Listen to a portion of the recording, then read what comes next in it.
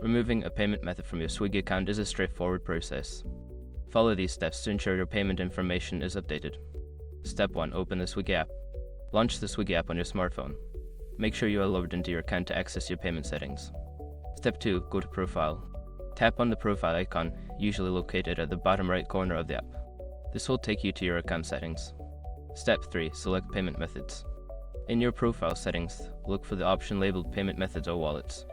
Tap on it to view all the payment options linked to your account. Step 4. Choose the payment method. Find the payment method you wish to remove. This could be a credit card, debit card, or any other payment option you have added. Step 5. Remove the payment method. Once you select the payment method, look for the option to remove or delete. Confirm your choice when prompted to successfully remove the payment method from your account. By following these steps, you can easily manage your payment methods on Swiggy. If you have any issues, consider reaching out to Swiggy's customer support for further assistance.